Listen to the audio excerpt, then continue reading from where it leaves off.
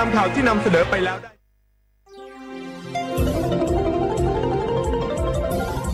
วิทยุแห่งประเทศไทยให้ความรู้คู่ความสุขสถานีวิทยุกระจายเสียงแห่งประเทศไทยจังหวัดเชียงใหม่ AM 1476 กิโลเฮิรตซ์สถานีวิทยุภาคภาษาชาติพันธุ์แห่งเดียวในประเทศไทยที่มีความทันสมัยเชื่อถือได้สร้างอัตลักษณ์กลุ่มชาติพันธุ์สู่สากล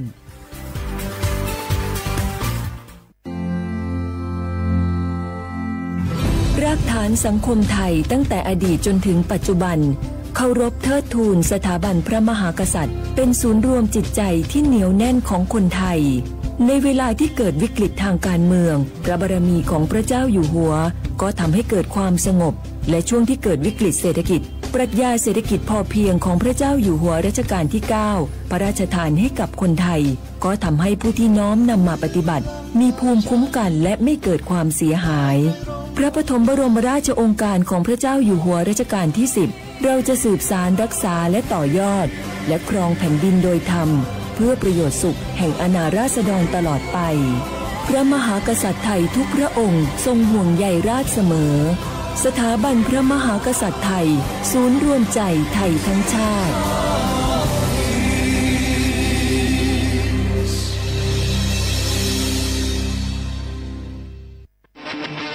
ในยุคที่เทคโนโลยีก้าวกระโดดโจรออนไลน์ก็ก้าวตามมาติด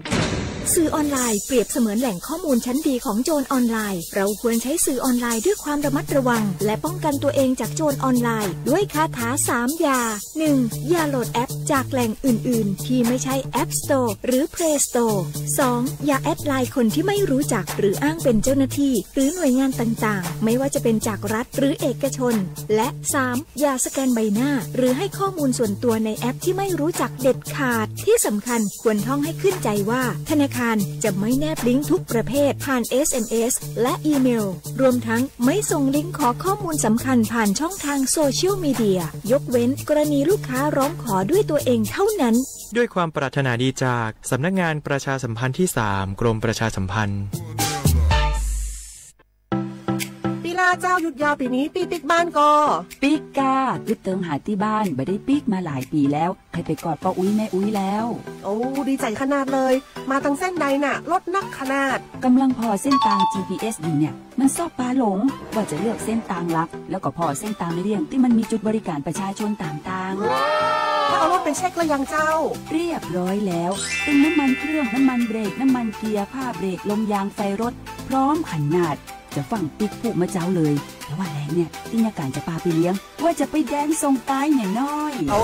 บ่ได้เนอะเกียมรถพร้อมคนขับก็ต้องพร้อมตัวนอนน้อยหลับในเดี๋ยวรถปุ่งเข้าข้างทางได้ไปโรงพยาบาลแตนนะแต่อันต่อไปละเดี๋ยวเช็คเส้นทางเสร็จพี่จะไปนอนละปิ๊กบ้านปลอดภัยนะพี่เดินทางปลอดภัยใส่ใจกฎจราจรด้วยความปรารถนาดีจากสำนักงานประชาสัมพันธ์ที่ 3 กรมประชาสัมพันธ์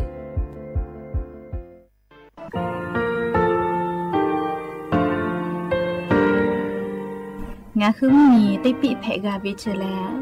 งาคือติกาติชูแลติเลเพกาวิมาเฮยาค่างาคือชอยาออตุคโลกาติเทวิออคือคาติผาคาชูโยอาชูโยวิโยกาคาเดติเลอติเกกาพุติลาวิทัปาโตงาคือชอยาอาสติกาวิโยงาคือออตุคโลออคือคากาติเทวิอือเวอีเวมาโกติยาลิเลทอกาอายีอือเวคาชเวเพวิโยออลักวงาคือออตุคโลออคือคากาติยายามาเตียลาวิโลโกงาคือชอยาทอกาอาสติมากาวิคาชูงาคือมีติปิเพกาวิเจแลงาคือติมูติสติเพเลอติกาลิเลอาชูโยเวอเวปุตาเวกันติภาคาเสติเกคาเดกากาติเทวิทัปาโตงาคือมีติปิชกิเพลากาวิโยเชแลงาคือเทจโมโครคางาคือมียาถาตอกคปิลาตาเวปุราเวติชเสนีเสหปามัชหปานี้งาติชออกขอทามัววิทยาลัยวิชาการศึกษาประสานมิตรโกเวออคโลจากเกรธาเทจโมโคโฮคางาคือมียาถาปิยาลาตาเวตอกคติพายโย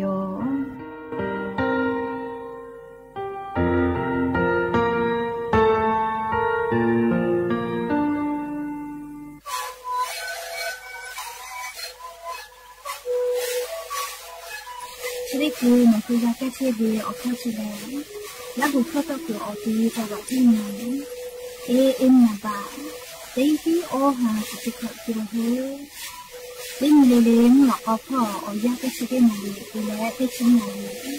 และนี่คือเอายาที่มาดิช่วยแต่แล้วก็มาเข้าขยาย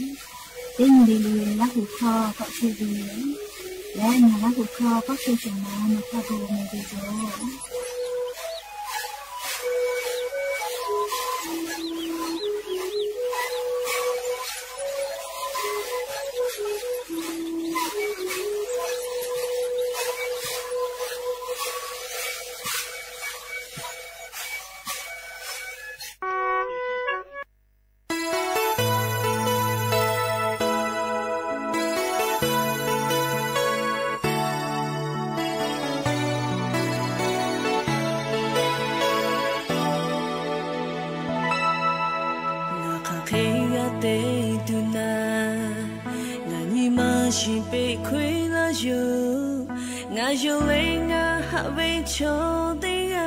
やに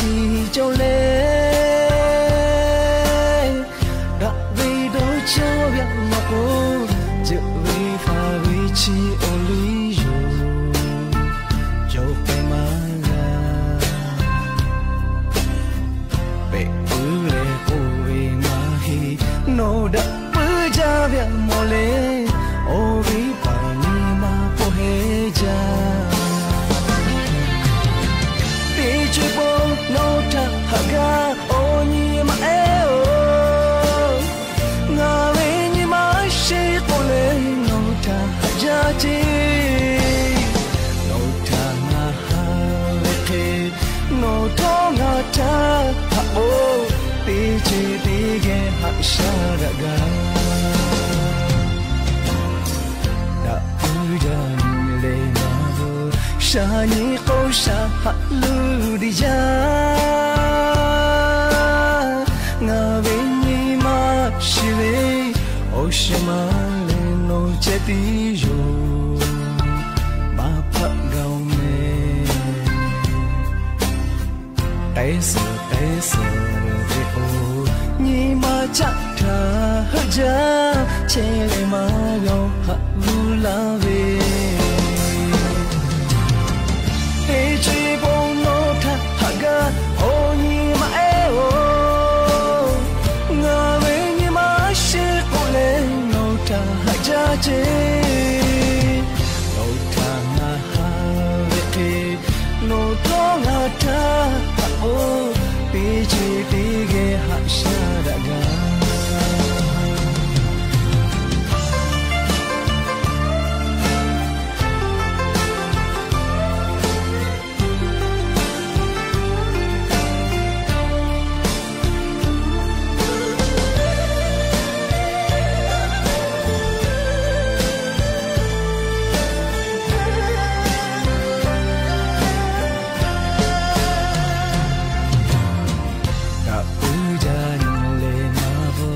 shani qosha halu dija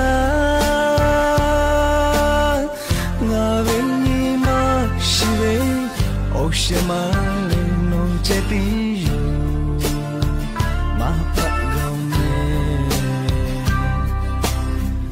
aisa te o ni ma cha ta ja che ma gaw halu la ve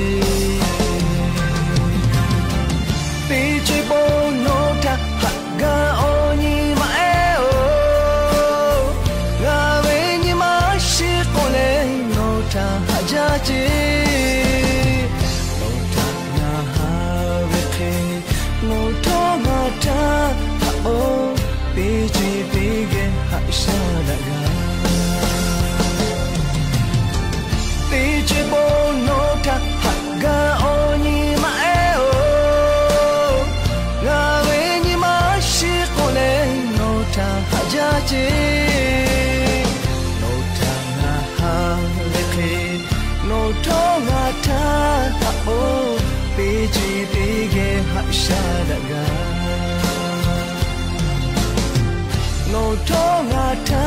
ha o pe chi pe ge ha sha da ga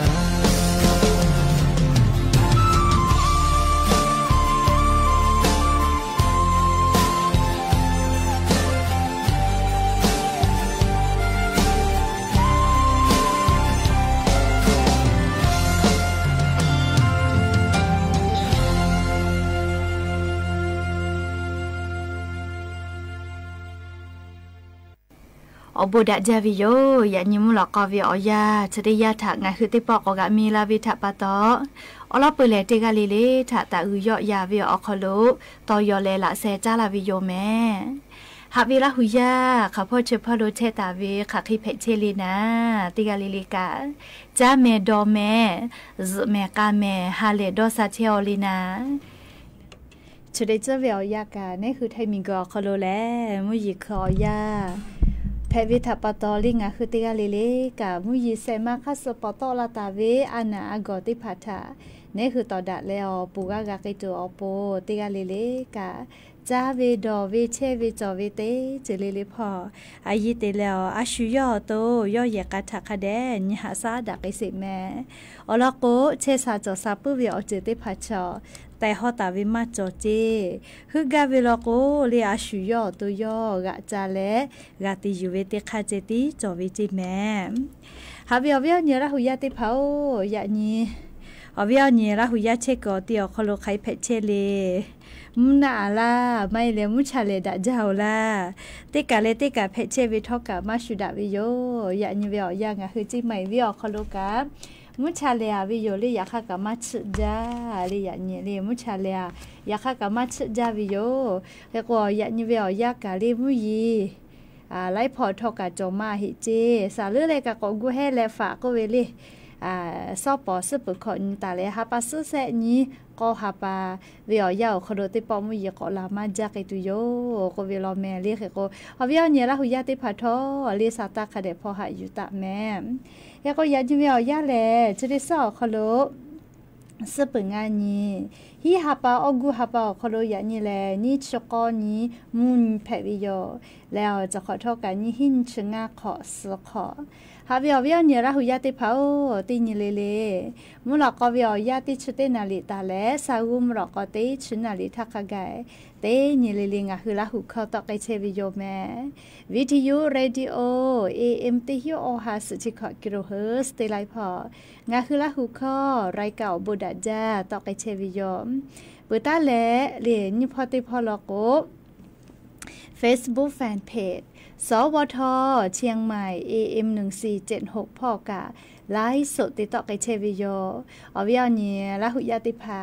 รู้ลาแล้วกะกะกะหมอวิทยาท่าชอปะทะกะแปปีแพวิโยติกาติไลค์ติกาติแชร์ติกาติคอมเมนต์กดไลค์กดแชร์ติแลนี่คือละหุชอเจตาติแกออกาปิดะกับแพวิโยแม่และยันยูเวียวยาวคโลกะงะฮือเวียวเนี่ยละหุยาเกลชบเฮาปาโลคาคิเพเชวิทอลีอยู่เวลาเลติแกกะดะเจดะกับแพวิแม่ยันนี่กะลีงาอาจลาในวิชามาติเชเลโกโกงายามินิกาติกาเลใครรู้อันน่ะแพวิโลเลียมีหาตะคือมากะซลีนาเชยอกแลนาเชยอกะก็ซาวิโยเคเตเลยอเลจิเยลูอันน่ะจิเยลูอันน่ะไม่ใครรู้อันน่ะแพวิโลเลชราปตอยนาเชยอคโลกาเชวิโยจะได้เจเวียวยาเลนี่คือไทมิงกอคโลกาใครรู้อันน่ะกะเทเปตอละเชวแม่ใครรู้อันน่ะเชเลเลปุจักกอปุเวลาตาวิอันน่ะแพวิโยเลเขกงะคือเตกาเลกะปุจักกอตาฉิจนะลีนี่คืออตุถาใครรู้อันน่ะเจกะปุจักกอปุเวลาวิเตอันน่ะโยแมลิชอมาเป็นดักไกปื้อยะคาเลียปุจักกอติจ้าปุติจ้าติเลเป็นดักไกกาวิโยเรียกกงะคือละหุยาติภากะปุจักกอตาฉิจเลมาฉิจเวอโคกะลิปุจักกอเชกุอติอตาติภาคาเดกุจบะแม่งายามิยกะคาเคอจากายลานะมาโสเลอาขอนะไม่เลลิฮิจอยเยวนะเลอยากคาจะได้คือเทศบาลเลเทศบาลกะทูปีเวลิยูหือปุจักกอนะเชจะบอกลาเวเรียกก็จะได้เจอเวอยากะอานานาบือกะไลอานาพูลิเปลีเพตอลาเชวิทัปตอติกาลิเลกะอาชุยอตุทักกะเดญหาซาดักไอสิแม่บาททองเศษฉบับติแขกอยู่ตะลาและบัตรประชาชนติกัวโคโลเจติอานาติกาลิเลหาซากาวิโยงาคือ10 บาททอเศษฉบับเยเชวิชอติพาชอป้านาสิแม่อลโกงาโกไกตุเวอเจชได้พาแลโนคือนาลากอลาวิทยาธานาเชยอคโลโนคือนาวิโกวิติพาจะหาไซวิทยาธาขกะติคโลกะหาซาแผวิเจงาคือบัตรประชาชนติกูเยเวอคโลเจติและชได้คือเวอย่างาคือขะคิกะติไกตุเวอคาติพาทานาตาสิแม่อลติยาแลงาคือบัตรประจำตัวประชาชนติพานี่คือ10 บาททอเยตาวิอติอคโลอยู่ปีและติปอตินาวิโกเวพอแต่ญิและหาซาไกแผวิโยเชเวอคู่กาอาจุยารัฐบาลวินะเชเยมาหิกาอิกาโชติภาอคโดกางาคือเชษาจซาพ่อเวสปสชเจ้าดะและปอตาเวนาเชเยติภาอคโดกาโนคือลุยและจะหาซาแผวิโยไม่เลกาวุสทากาเคียวติภาอยู่แผวิโยจะได้คืองาคืออโปซาจาวิแลแอปพลิเคชันหมอพร้อมไม่กาแอปพลิเคชันเป๋าตังอคโลเคียวติภานาเชเยมากเกหิทากาเคียวอยู่แผวิโยยากจะได้คืองาคือออนไลน์พ่อเคียวอยู่แผวินาเชเยคลินิกได้พายอวิอแมวขนอแลสปสชแก้วป้อเวลาโกอบอุ่นก็เวจอวิโยแคโกคลินิกเวชกรรมชุมชนอบอุ่นเจจะได้พ่อวิคลินิกอคโลกาแพทย์เวลาแมคลินิกทันตกรรมชุมชนอบอุ่นเจคลินิกแพทย์แผนไทยชุมชนอบอุ่นคลินิกเทคนิคการแพทย์ชุมชนอบอุ่นคลินิกพยาบาลชุมชนอบอุ่นไม่เลกาณเชฮอกเกิดใส่ได้เผาอคโลกาสปสชป้อตาเวลาโก งาคือลุยและหาซาแผวิโยงาคือไงคลินิกจะได้ผ่าสปสชคโลขกะป้อวิติภาชดาวิลโกเว็บไซต์สปสชคโลลุยเรนกับแผอไม่เลกาสแกน QR Code และงาคือสปสชเกี่ยวป้อตาวินาชเยเอกชนติภาป้อมาป้อวิอเมติภาเช่นแผวิโย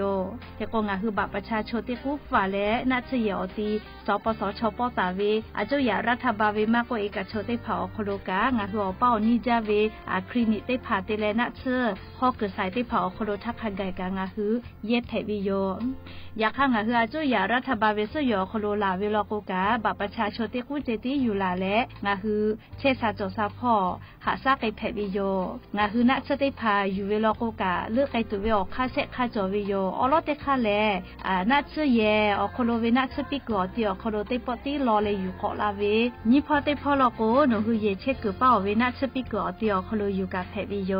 แล้วเลยมือเตค่าลโกเสค่าเตค่าแลไปสนิพ่อฟืลาจวิโยและต่อปะฮะเตเลงาคือนาจาวิอเจติภากับผู้วิลโกนาชเยหะมาเกโกเซโลโลเวโอเคติภากับผู้วิทยาท่างาคือสิทธิ์ยูเซฟก็เวชติภาเยแผวิโยชเวแลเจ็บป่วยฉุกเฉินวิกฤตก็เวชเวอคโลแลงาคืออเป้านิจาเวนาชเยอาจุยะเวมาโกเอกชวิติกาลิเลกาอคโลโนคือลุเอและเยแผวิโยอลโกอนาชติภาเลนาชเยหะมาเกโกเซลาวิทัปปะโตงาคือสิบัตทอเซฉบาอคโลติปติเยแผวิเจภูมาปุวิโยไม่เลกานาและนาชเยหะลาเกโจวิทยาท่าเจ็บป่วยฉุกเฉินก็เวนาบะแม่เต้ขอก็ชเวทากันชอนาริคาทากับโทรศัพท์ติปีแผวิโยและนหืออรอชได้ผ่ามานาเจและคาเดกอนันดักกาวิลโกสปสชพ่อเวโทรศัพท์นาบะแม่เต้แซ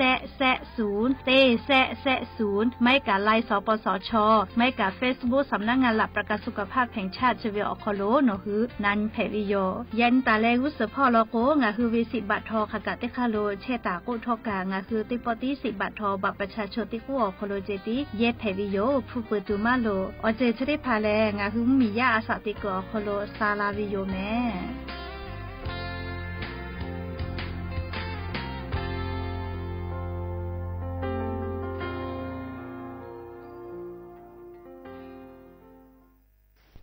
สปสชแล้วเจ้าอยากขอลาเวจีเยลูกแผเวทาวาสิปีเวเตขอเลยมีฮาปาเตเลอกูฮาปาคากาบัดทอกาตาเวเตมุทาวาสิปีเวยาฮูมาอฮาปาโคเวเตผาเตขอคาเจจะหาซาแผเวอยู่ยาเอขอฮาปาเตเลนี่ขอคากามาเปไกปุเวอานาแผเวชอเตมูอดซาอานาซัดเวอานาเนมาสอานาอุนุเนขออสจาอานาอลาสอานามาเรอานาอสชอเวอานาอาสาขอจงาขอโคเวเตผาโอหนูเนลูเวชออสุโจตุกามากาเวชอทาลัสเมียแผเวชอเฮชไอเวอานาชอเตฮากิลุโคตะเวชอเตผอปูแผเวโยขอจ้าแลนานิกุไซโดสปสชเตเซศูนย์สปสชเขตเตเจนใหม่นาบะสูงาเซนีฮิงาเซงาอโคกะสุต่อพ่อเวนาบะเตขอศูนย์และนิมัสอานาพ่อเวเตเซนิเซยาเอเตเลชมเตเลโอโปโยงาคือเจ้าวัดจิ้งใหม่ออกข้อต่อกือตีออกคโลโฆษณาติผาคือกาเวลโกจ้าดาลาเพวิโยอลโกงาคือจิ้งใหม่ออกคโลเวสถานีวิทยุกระจายเสียงแห่งประเทศไทยจังหวัดจิ้งใหม่แลออกข้อต่อเวสายาติผาสู่ไกเวกาวูจ้านหือและโฆษณาติผาคือกาเวลโกจ้าดาคือโทรศัพท์นำบะแม่0 5 แซะนี่4ขอ0ขอฮีไม่เฮเลกะ0ก้อนี่อ้อขอฮีงาสกอโทรศัพท์นบะเจเวทะจ้าดะและโฆษณาติภากุลาเพวิโย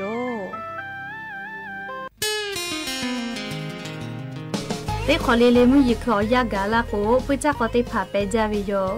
ปุจักอเลปุวลาตาเวอานาติภาเลไครัวอานานาพืออานาเชื้อไวรัสซิก้าอานามาโกโรคปวดคอยุงลายก็เวชริภาปุจักอปูเวลาตาเวอานาเพวิโยและปุจักอชริภาเลตาวาตะคือกะจาเวปุจักอเพวิโยชนะปะตองะคือเตกาลิลิกับปุจักอปูเวลาตาเวไครัวอานาชริภามากะเพติตุงะคืออตุทะปุจักอตาฉิจืงะคือเชตาวิเยคอโลปุจักออูเลอเยพิกอติมากะเพติตุงาคือเยคอกะคอมาโกอากะอัจพอโลกะดะเกตุเวอเจติภากะเดตินหะซะ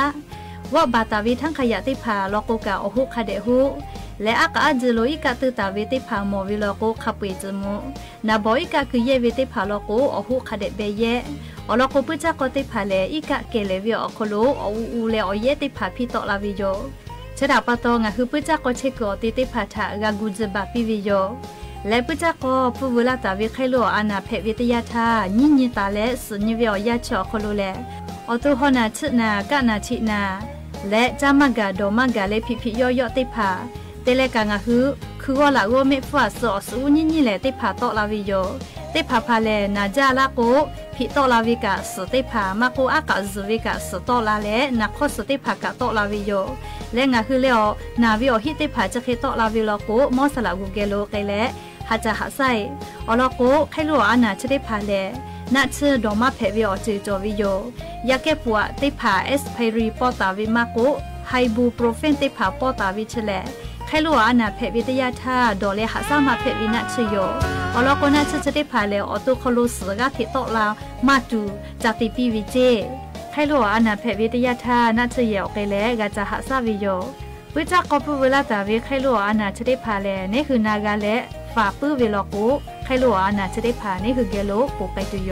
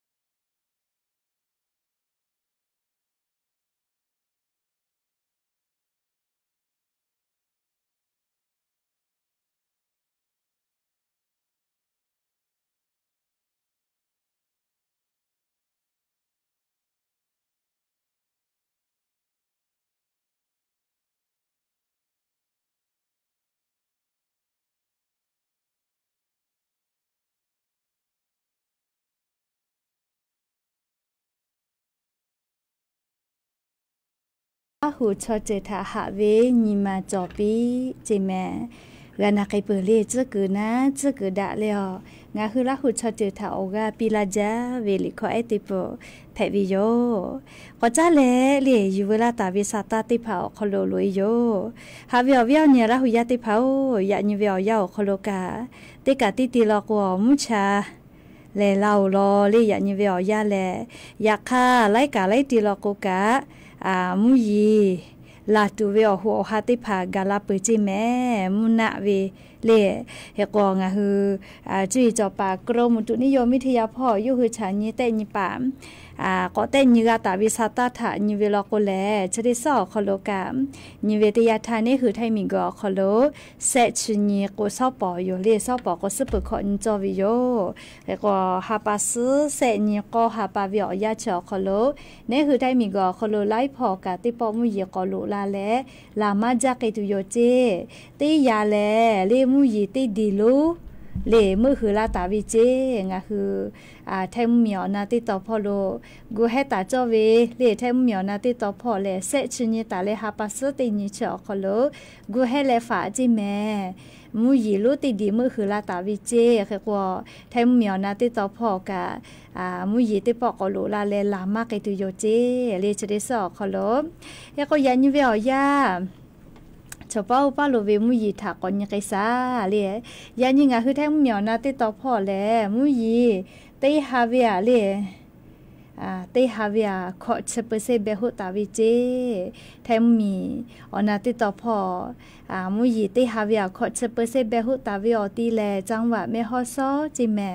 จังหวะจีไมจีให้พายาวจังหวะนั่นอตีชะได้เผาคอโลแลติกาติติลอโกมุยีลามาจากตุโยจิแม่ลียานิกาขอเชเปเซแตกาตาวิเจ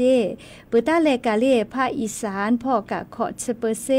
ไทยมีกอก็จะเตตออเชเปเซมุญิตอพ่ออเชเปเซไทยมีกอฮอเตตออเชเปเซตาเลขอเชเปเซและกุธิพ่อกะอเชเปเซจิแม่จะแลเลจุยจอปากรมอุตุนิยมวิทยาพ่ออยู่คือฉันแต่นี่แหละอลอซาตาปิลาตาเวมุยีอลอติพายอมก็ปุตาเลนิเวติยาทาเลชุดิซลอกซึนี่ลอกฮาปาปุยวิแม่เลยันยอนี่ชกอนี่เกาเลขก็ซึนี่ลอกเซชตินี่ฮาปาปุยและฮาปาสตินี่ตาเลเซนี่เวอยักขกายงาคือไทมิกอคอโลติปอมุยีกอลุลาเลลามากไอตุโกเวลอเลขอเชเปเซตาเลฮีเชเปเซอฮอมาเชจิแม่เลขพอเชพอโลกะจะลาปตอเวียเนี่ยละหุยาติกาเลกาเลซาตาพอหาอยู่เวียคอโลคาเดกูเฮกูฟาตาแม่แต่ก็แลเลียวเวียนี่ลาหุยาติพาทาอลอซาตาติพาอยู่เวลาแลเลจะเคเอามาลาวิโยแม่เฮก็เล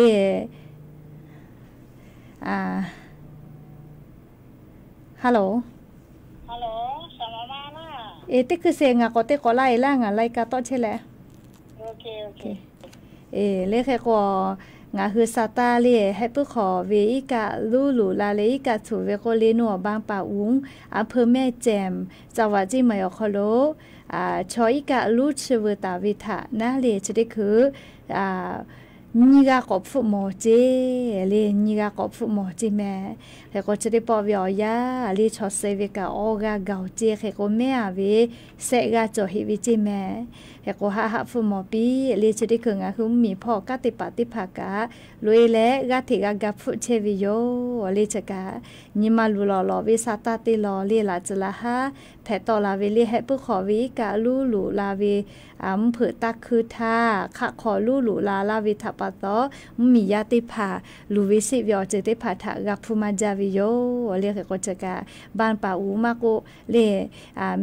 แม่แจมอำเภอแม่แจมพ่อมาโกแม่ฮอซอพอกะไล่กะมียาขะขอลุยกะลูลูลาเลกะลูใบวิทะปะตอลูวิสิเวนาวิกอเวกักฟุกักเพเชเวไลกะโยเรียกก็จะได้คือเรื่องคืออาจุยารัฐบาลกะลิมมียาถาจ้าเลกะปิไกตัวเวอคาติพากูไกเชวิโย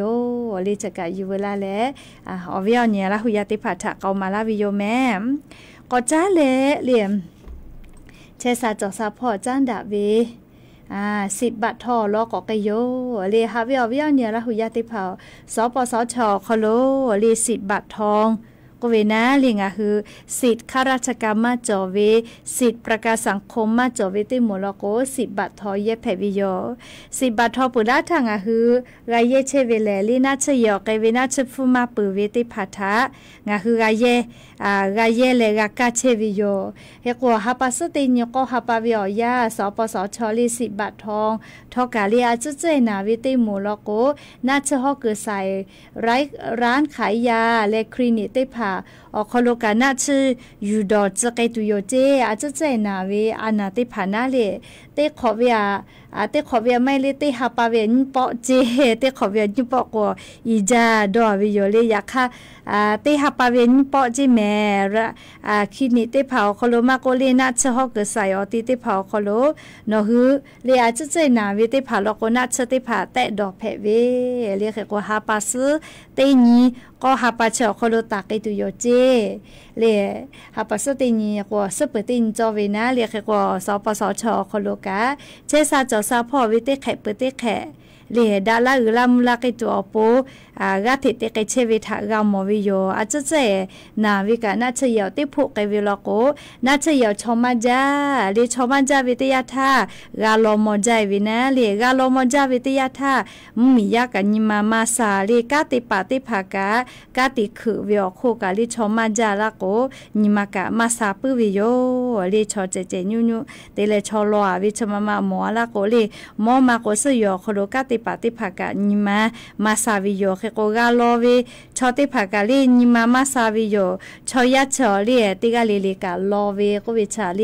ติกาเอกามาดอจอเลเชราปตอนะสปสชโคโลกาฮับปัสเตนีก็ฮับปาเลกาลาตุเวสเปตินจอวิโยจะขอเป้านะเลสปสชเลคลินิกได้ผ่านาเชฮอกเกใส่ได้ผ่าถาจ้านดาวิโอโคโล10 บาททอยเยเชวิชอติภาเลคลินิกอโคโลมาโกร้านขายยานาเชฮอคือใส่ติเผาโคโลเตขอเวียนปอนา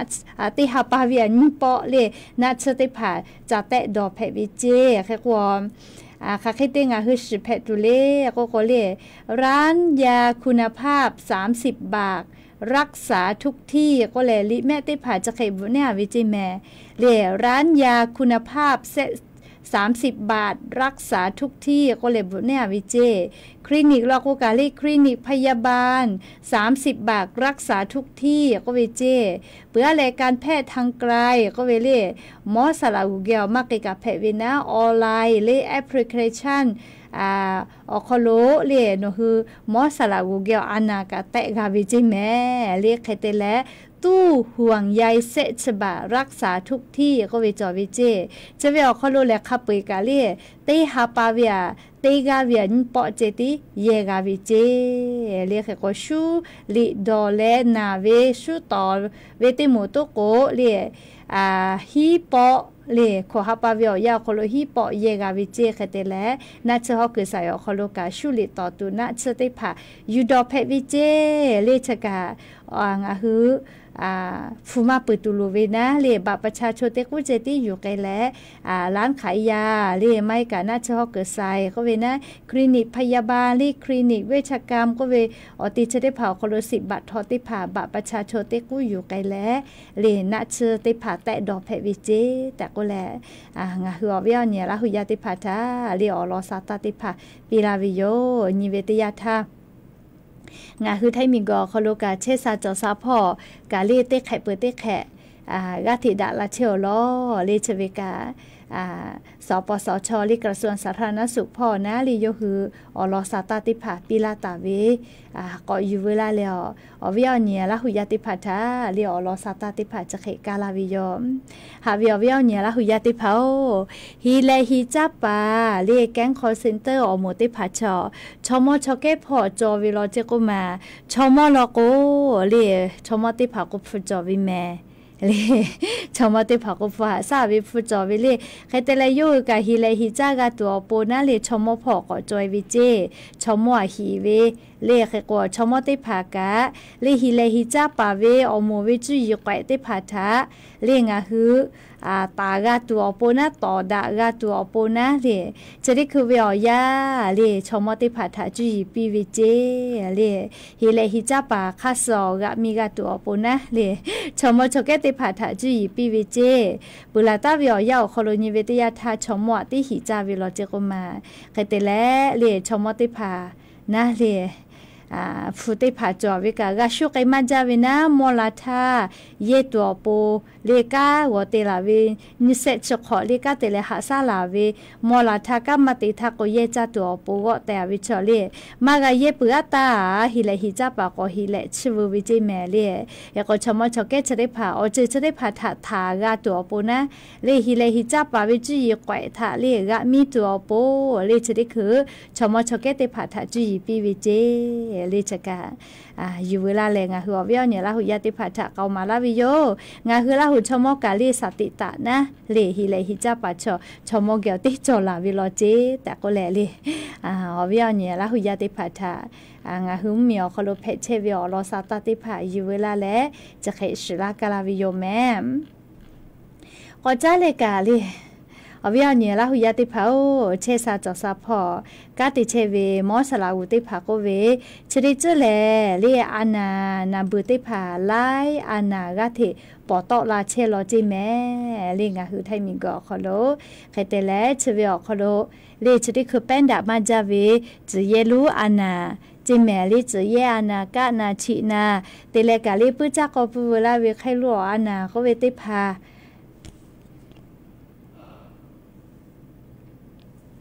งาหืมมียาเกี่ยวกับที่แป๊กไอเชเวลอเจ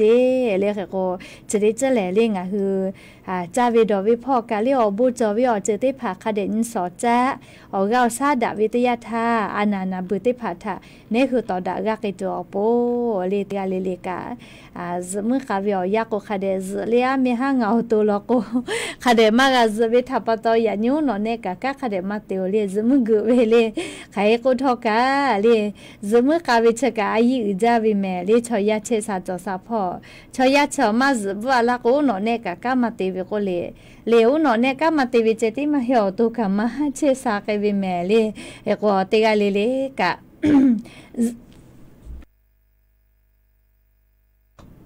zeme kavio ya loko khade zga khade je takole le ya ni mu loko vio ya kholo le chidi so kholo ka sepe nga ni ga pu ve tha pa to chopa upa lo vio lo sata yu la le le nga hu ra hu ya ti pha tha o lo sata cha khai pi la vi yo ya ni mu loko vio ya shida ka da tu vio lo sata le cha khai mai je ti yo me lu la le o ga phona le o ga pi la che ve nga hu ra hu ya le video radio phoตาเลกา Facebook ไลฟ์สดพอนาเชเวเตกาเลเลกาอบูจาแม่เตกาเลเลยะนี้มุลกอเวียาวคโลเลจาแม่ดอแม่เชซาจอซาฮาเลดอซาเลเลเตกาเลเลกะดะเวอญอฮะเพปิแม่แต่ก็แลเลงาฮือราหุยะเตกาเลเลทาอบูนาอาลาวิโยเตกาเลเลอบูจาแม่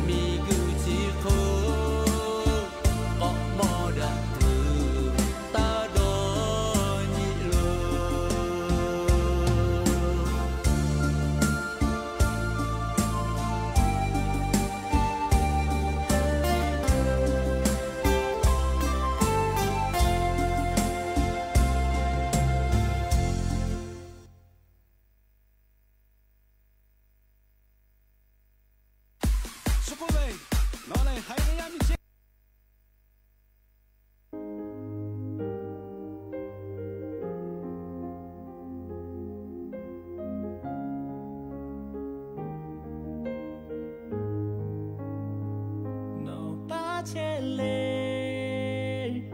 subscribe cho kênh Ghiền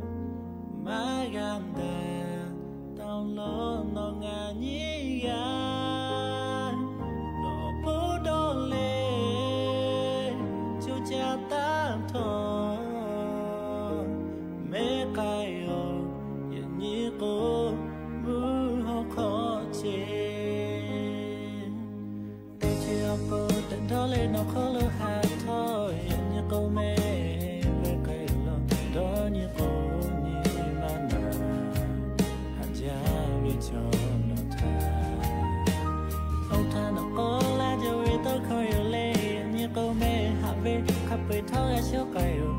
để không bỏ lỡ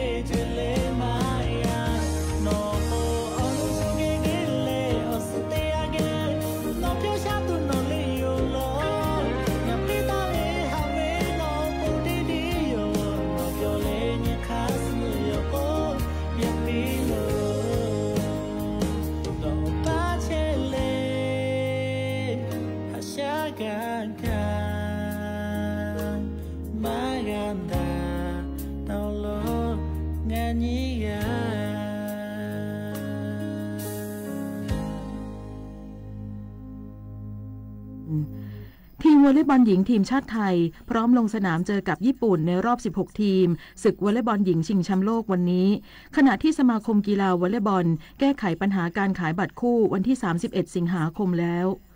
ต่อไปเป็นรายละเอียดของข่าวศาลรัฐธรรมนูญนัดแถลงปิดคดีคลิปเสียงสนทนาระหว่างนายกรัฐมนตรีกับสมเด็จฮุนเซนช่วงบ่ายวันนี้ท่ามกลางการรักษาความปลอดภัยอย่างเข้มงวดคณะตุลาการศาลรัฐธรรมนูญได้เริ่มประชุมแล้วเมื่อเวลา 9:30 น.เพื่อนัดแถลงด้วยวาจาปรึกษาหารือและลงมติคำร้องที่ประธานวุฒิสภาส่งคำร้องของสมาชิกวุฒิสภาจำนวน36คนขอให้ศาลรัฐธรรมนูญวินิจฉัยตามรัฐธรรมนูญมาตรา170วรรค3ประกอบมาตรา82ว่าความเป็นรัฐมนตรีของนางสาวแพทองธารชินวัตรนายกรัฐมนตรีที่สุดลงเฉพาะตัวตามรัฐธรรมนูญมาตรา170วรรค1วงเล็บ4ประกอบมาตรา160วงเล็บ4และวงเล็บ5หรือไม่เนื่องจากไม่มีความซื่อสัตย์สุจริตเป็นที่ประจักษ์และฝ่าฝืนหรือไม่ปฏิบัติตามมาตรฐานทางจริยธรรมอย่างร้ายแรงจากกรณีคลิปเสียงสนทนาระหว่างนางสาวแพทองธารชินวัตรและสมเด็จฮุนเซนประธานวุฒิสภาแห่งกัมพูชาซึ่งคำร้องดังกล่าวศาลรัฐธรรมนูญมีมติเอกฉันท์รับคำร้องไว้พิจารณาและมีคำสั่งให้นางสาวแพทองธารหยุดปฏิบัติหน้าที่นายกรัฐมนตรีตั้งแต่วันที่1กรกฎาคมที่ผ่านมาโดยในเวลา 15 นาฬิกาองค์คณะตุลาการศาลรัฐธรรมนูญจะออกนั่งบัลลังก์เพื่ออ่านคำวินิจฉัยให้คู่กรณีฟังสำหรับมาตรการรักษาความปลอดภัยโดยรอบอาคารราชบุรีดีเดกฤทธิ์อาคาร A